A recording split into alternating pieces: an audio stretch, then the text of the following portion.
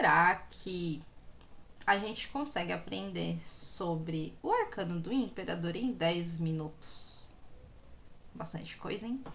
Enfim, prometo me esforçar, mas se você gosta desse tipo de vídeo, não se esquece de se inscrever aqui no canal, deixa seu like, já aproveita, deixa seus comentários, fala tudo que você já sabe sobre o arcano do imperador, que é o título desse vídeo. E aí vou tentar, pelo menos aí nos próximos 10 minutos, trazer muito conteúdo a respeito desse arcano, que é um arcano que muita gente às vezes sente dificuldade, não consegue entender, né, os símbolos por trás desse arcano. Então continue ligadinho e bora lá. Se você ainda não assistiu os outros vídeos, que é onde eu já tô trazendo essa série Tarô em 10 minutos, já vim falando aí sobre os outros arcanos maiores, tá certo? O arcano do imperador é o arcano de número 4. E é muito significativo que tenha esse número ainda mais para uma figura como o arcano do imperador. Mas para você entender esse fio, porque praticamente é um fio, né? Vou deixar a playlist aqui na descrição do vídeo para você acompanhar depois os outros e aí você vai entendendo, porque é como se o tarô fosse um jogo de quebra-cabeças.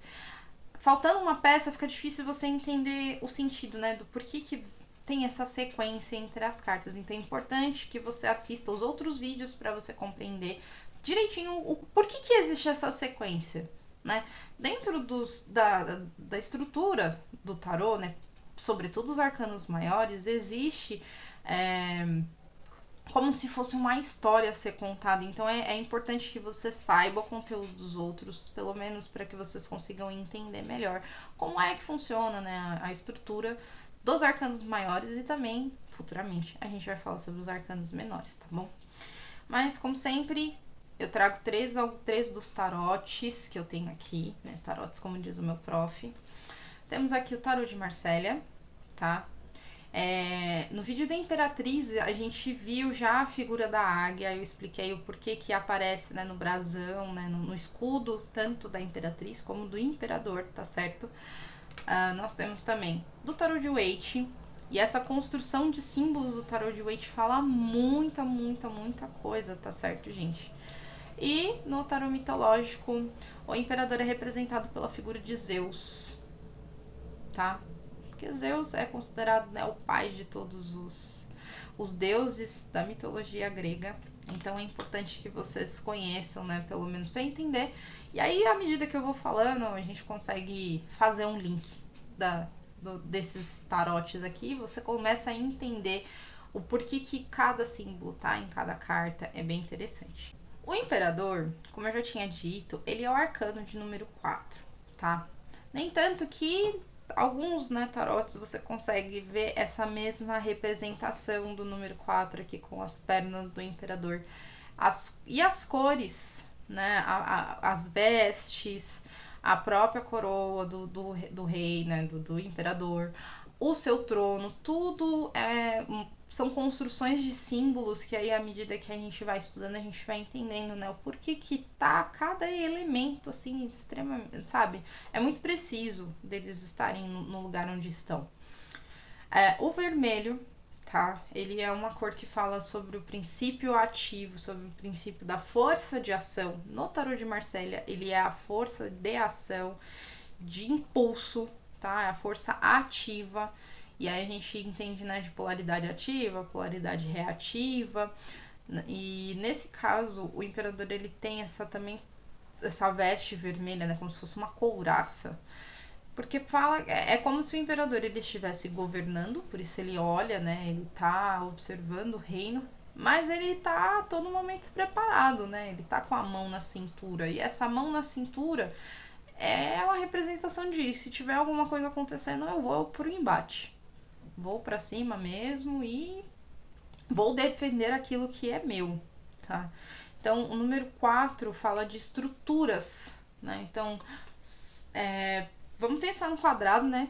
Então, é a estrutura propriamente dita.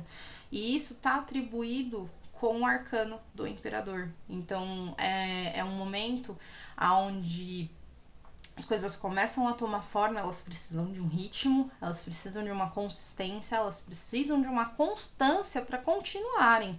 E o imperador ele reforça isso, né? Dentro do tarot de Waite, por exemplo, a gente vê a predominância tanto do amarelo quanto do vermelho. E, né, no caso, a Pamela, assim, sábia, cara. São cores que dentro desse tarô falam sobre os princípios ativos. O amarelo, né, do ar, da expansão, do movimento mental para se conquistar, né, que precisa da energia necessária para ir atrás. A gente pode perceber que tem um cenário árido, né, totalmente diferente do que a gente viu no arcano da Imperatriz. E aqui fala muito de não tem, então eu vou criar, eu vou atrás. E por isso que ele tem essa face séria, né, sisuda. Também tem a predominância de vermelho. E vocês lembram que eu falei lá do tarô de Marcélia da Couraça? Que ele realmente, por baixo, né, do manto dele, existe uma armadura. Então essa referência de estou pronto para a guerra é algo que é característico do arcano. Isso é do arcano do imperador, tá certo? Outro detalhe também, que eu não posso esquecer, porque eu sempre falo que pra mim isso tem muito a ver. Se lembram que eu tinha dito que na construção do tarot de Waite existe muito de simbologia?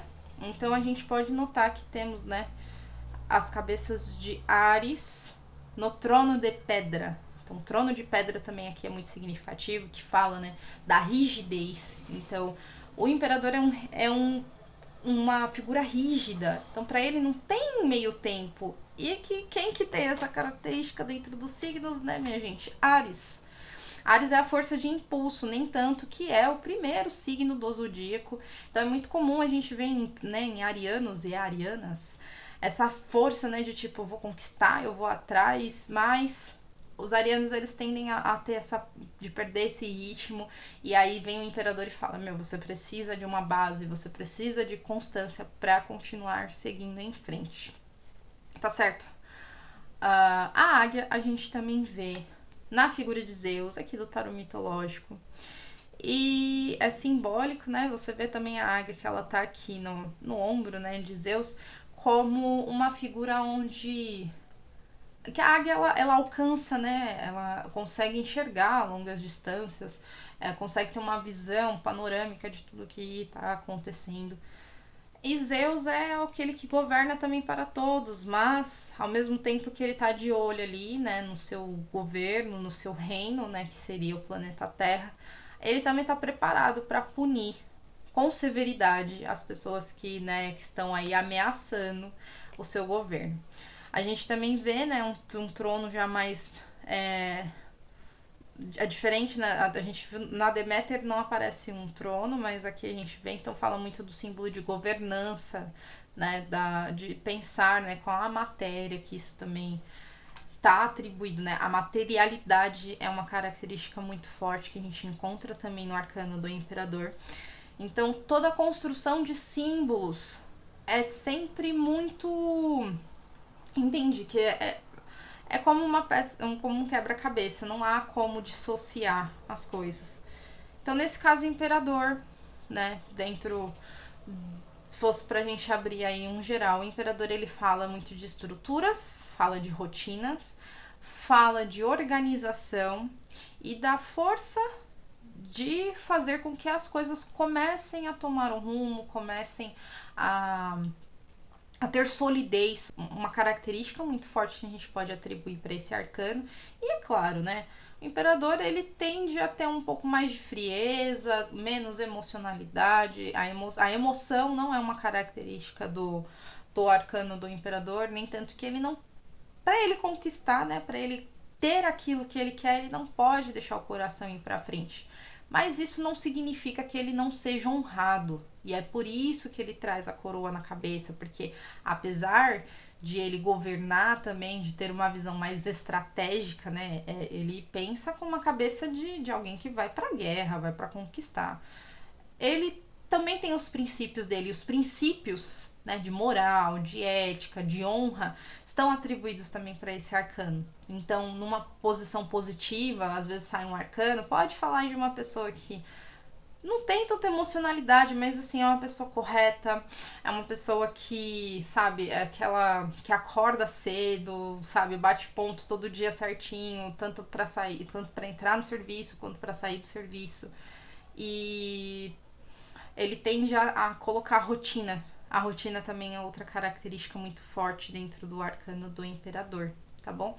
Então, falando aí de coisas quadradas que não saem, não tem margem aí para, né, para sair da linha do trilho, eis o imperador, tá certo?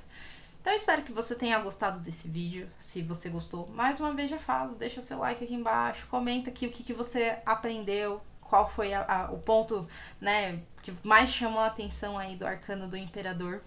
E não esquece de se inscrever, ativa o sininho para você não perder nenhum vídeo dessa série, porque eu tenho certeza que vocês vão amar aprender tarô junto comigo. Então, e até uma próxima.